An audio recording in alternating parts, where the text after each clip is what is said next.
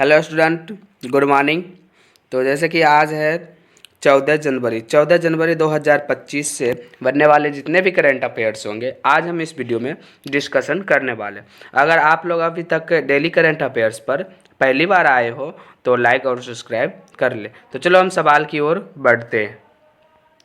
जैसे कि यहाँ फर्स्ट सवाल आप लोगों को दिख रहा होगा फ्रेंड्स कि जोसेफ ऑन को किस देश के राष्ट्रपति के रूप में चुना गया है। तो यहाँ पे हो जाएगा ऑप्शन ए है घाना, मिस्र, आइसलैंड और लेबनान।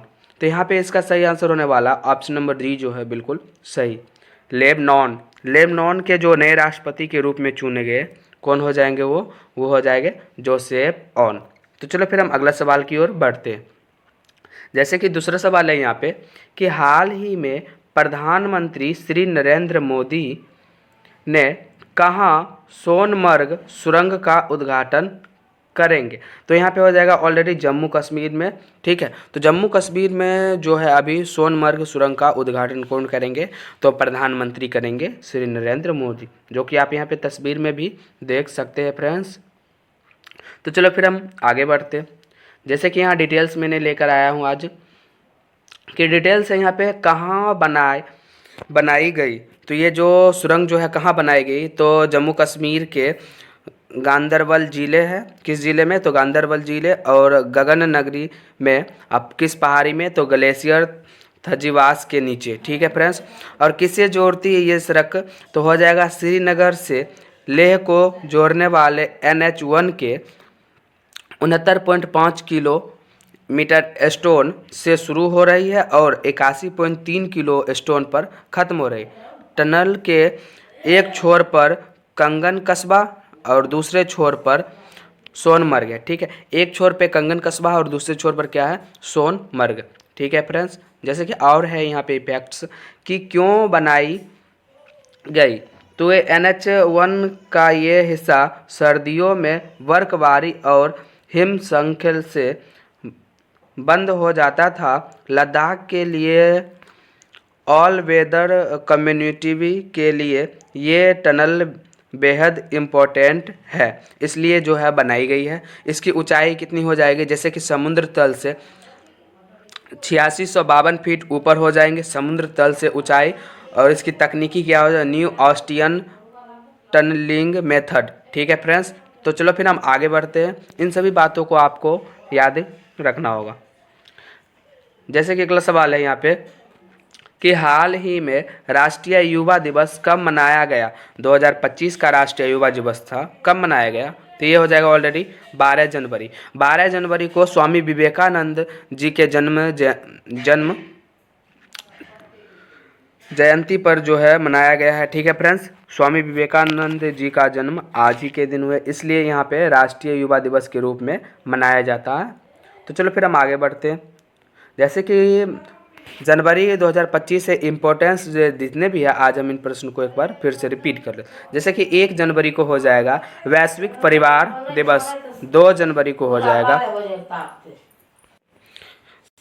यहाँ पे 2 जनवरी को हो जाएगा जैसे कि विश्व अंतर्मुखी दिवस, और 4 जनवरी को विश्व ब्रेल दिवस, 5 जनवरी को राष्ट्रीय पक्षी दिवस, और 8 जनवरी को पृथ्वी परिभ्रमण दिवस, 9 जनवरी को प्रवासी भारतीय दिवस, और 10 जनवरी को विश्व हिंदी दिवस, और 11 जनवरी को हो जाएगा फ्रेंड्स कि राष्ट्रीय मानव तस्करी जागरूकता दिवस, और 12 जनवरी को तो राष्ट्रीय युवा दिवस के रूप में मनाया जाता है 12 जनवरी। तो चलो फिर हम आगे बढ़ते हैं।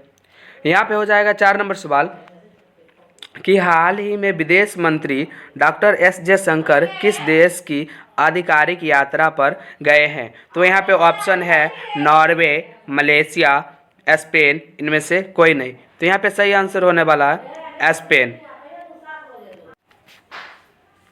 तो यहाँ पे हो जाएगा स्पेन, बिल्कुल सही आंसर। तो चलो अगला सवाल की ओर बढ़ते हैं। यहाँ पे 5 नंबर सवाल है फ्रेंड्स कि हाल ही में किस राज्य में गान नगई उत्सव मनाया जा रहा है।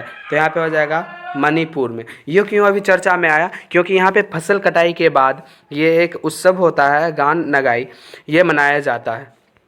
तो चलो फिर हम आगे बढ़ते हैं। यहाँ पे 6 नंबर सवाल है कि हाल ही में कहाँ वाटर 360 डिग्री सम्मेलन शुरू हुआ है? तो ये हो जाएगा रायपुर। यहाँ पे 7 नंबर सवाल है कि हाल ही में अमेरिका ट्रैक एंड फिंडल्स न्यूज़ ने किसे, यहाँ पे होगा किसे वर्ष का सर्वश्रेष्ठ भाला फेंक खिलाड़ी घोषित किया? तो यहाँ पे हो जाएगा नीरज चोपड़ा, जो कि भारत के एक भाला फेंक खिलाड़ी हैं। तो यहाँ पे 8 नंबर सवाल हो जाएगा, दक्षिण भारत की पहली संक्रामक रोग अनुसंधान प्रयोगशाला कहाँ स्थापित होगी? तो यहाँ पे हो जाएगा बेंगलुरु में। अगर आप लोग अभी तक नए हो तो लाइक और सब्सक्राइब कर ले। तो यहाँ पे 9 नंबर सवाल की ओर बढ़ते हैं। हाल ही में केंद्रीय संस्कृति मंत्रालय ने सांस्कृतिक गांव कलाग्राम कहाँ स्थापित किया है? तो यहाँ हो जाएगा प्रयागराज में अभी जो है स्थापित किया गया है कलाग्राम गांव। यहाँ पे 10 नंबर सवाल देखते हैं कि हाल ही में कहाँ पहले अंतर्राष्ट्रीय उत्तराखंडी प्रवासी सम्मेलन कहाँ का उद्घाटन किया है?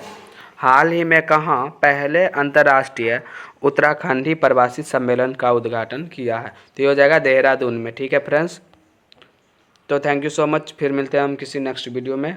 Okay bye.